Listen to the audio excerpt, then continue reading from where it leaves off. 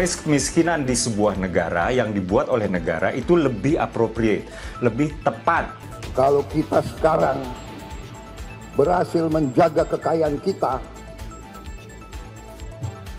mungkin GDP per kapita kita juga salah satu yang tertinggi di dunia. Dan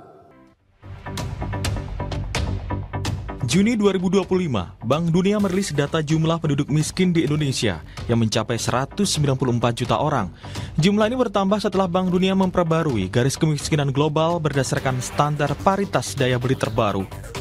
Untuk negara berpenghasilan menengah atas seperti Indonesia, batas pengeluaran penduduk miskin ditetapkan sebesar 8,3 dolar Amerika per orang per hari atau setara 49.244 orang. Sebelumnya, batas pengeluaran penduduk miskin yang digunakan sebesar 6,85 dolar Amerika Serikat per orang per hari atau sekitar 40.641 rupiah. 1 dolar paritas daya beli adalah 5.933, bukan seperti 1 dolar yang berlaku umum sekitar 16.000 rupiah. Jika menggunakan acuan tersebut, maka jumlah penduduk miskin di Indonesia meningkat. Menurut laporan Bank Dunia, jumlah penduduk Indonesia dengan pengeluaran di bawah Rp49.244 per orang per hari mencapai 68,2% dari total populasi. Pada tahun 2024, jumlah penduduk Indonesia sebanyak 285,1 juta. Dengan demikian, berdasarkan ketentuan baru Bank Dunia, jumlah penduduk Indonesia yang masuk kategori miskin sebanyak 194,4 juta jiwa. Angka penduduk miskin versi Bank Dunia jauh berbeda dengan data BPS. Berdasarkan data BPS, jumlah penduduk miskin di Indonesia per September 2024 tercatat 24,06 juta orang atau hanya 8,57% dari total populasi. Ambang batas garis kemiskinan nasional adalah pengeluaran senilai Rp595.243 per kapita per bulan. Juru bicara Kantor Komunikasi Kepresidenan, Dedek Prayudi bilang, data kemiskinan dari dua lembaga tersebut bisa saling melengkapi. Namun menurutnya, data Bank Dunia tidak bisa menangkap karakteristik lokal.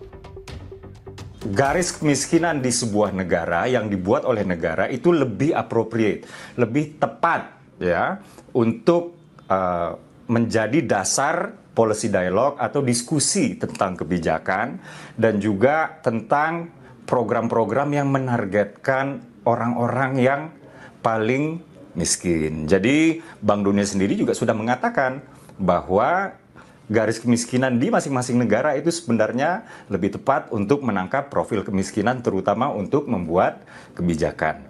Jadi tidak ada yang perlu dipertentangkan ya, antara dua data tersebut saling melengkapi. Lagian kalau misalnya data Bank Dunia itu untuk menangkap profil kemiskinan di Indonesia, data Bank Dunia itu mengatakan setidaknya 2 dari 3 orang Indonesia itu miskin.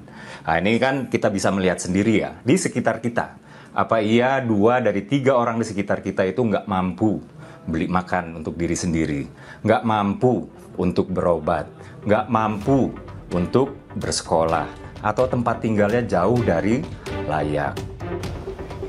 Presiden Prabowo Subianto juga menekankan pentingnya menekan angka kemiskinan dengan menjaga kekayaan alam secara maksimal agar produk domestik bruto per kapita Indonesia juga meningkat.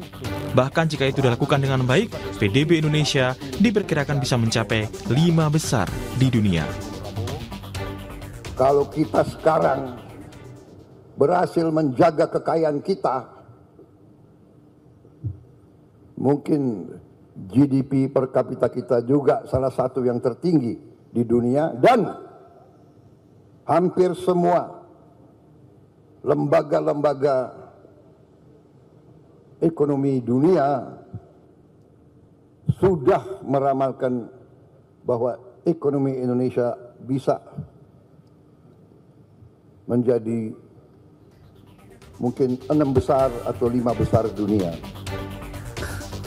Pemerintah melalui Kantor Komunikasi Presiden juga berharap data Bank Dunia dengan BPS bisa saling melengkapi untuk dasar pembuat kebijakan.